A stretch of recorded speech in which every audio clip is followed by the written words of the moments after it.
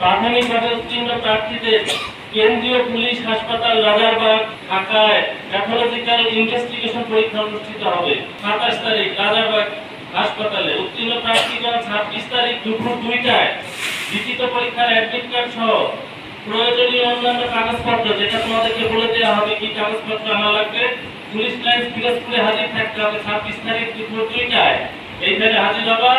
এ বিষয়ে পরবর্তীতে প্রার্থীদের নিজ ঠিকানায় পত্র প্রেরণ করা হবে। এইটা হলো আমাদের মূল ইনস্ট্রাকশন। আমি বলছি আবারও, আমি আমার বোর্ডের তরফ থেকে বলতে পারি, সম্পূর্ণ তোমাদের মেধা, যোগ্যতা এবং দক্ষতার ভিত্তিতে আমরা নিয়েছি তোমাদেরকে। এখন আমি তোমাদের রেজাল্ট ঘোষণা করব। এখানে যারা নির্বাচিত হয়েছ 15 জন, এটা হলো মনস্তাত্ত্বিক এবং মৌখিক পরীক্ষার ফলাফল। আমি রেজাল্ট ঘোষণা শুরু করছি। প্রথমে যার নাম ডাকবো সে এসে এখানে সামনে এসে এখানে দাঁড়াবা। প্রথমে আমাদের 371093 তারা এসে সাইডে দাঁড়াবা। 371038।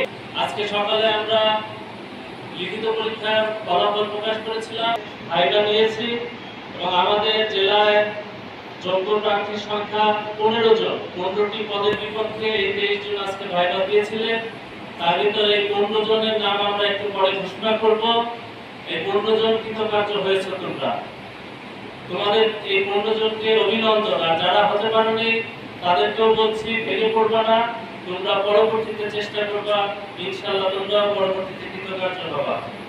যদি এই যারা 15 জন আছে এখান থেকে যদি কেউ বাদ যায়, অযোগ্য বিবেচিত হন মেডিকেল গ্রাউন্ডে, তাহলে এখান থেকে অপেক্ষমান তালিকা থেকে আমরা তাদেরকে ডেকে ট্রেনিং এ পাঠাবো। প্রাথমিকভাবে নির্বাচিত প্রার্থীদের মধ্যে কেউ বিহার তদন্তে ও মেডিকেল পরীক্ষায় অযোগ্য বিবেচিত হলে তাকে তালিকা থেকে বাদ দেওয়া হবে এবং অপেক্ষমান তালিকা থেকে আমরা তাদেরকে যে 3 জন আছে পর্যায়ক্রমে অন্তর্ভুক্ত করব। সম্পূর্ণ যোগ্যতা, নিরপেক্ষতা, তোমাদের দক্ষতার ভিত্তিতে কিন্তু এখানে নিয়োগ দেওয়া হয়েছে, সেটা তোমরা প্রতি পদক্ষেপে দেখেছি।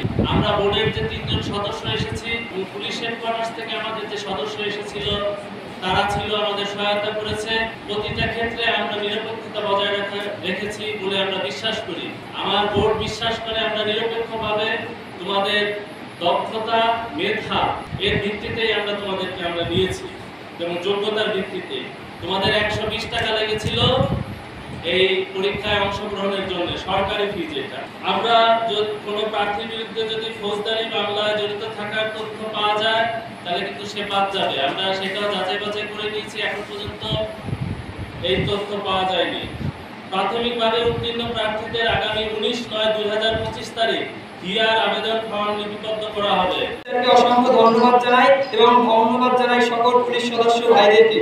আসলে পুলিশের চাকরি বা যে কোনো চাকরি একটা ছেলের একটা স্বপ্ন থাকে, কারো থাকে জীবন চালানোর লক্ষ্য, কিন্তু এটা ছিল আমার জীবন চালানোর একটা লক্ষ্য। স্বপ্নটা হবে আমাদের সেইটা যেটার জন্য দেশ এবং জাতির উন্নতি হবে।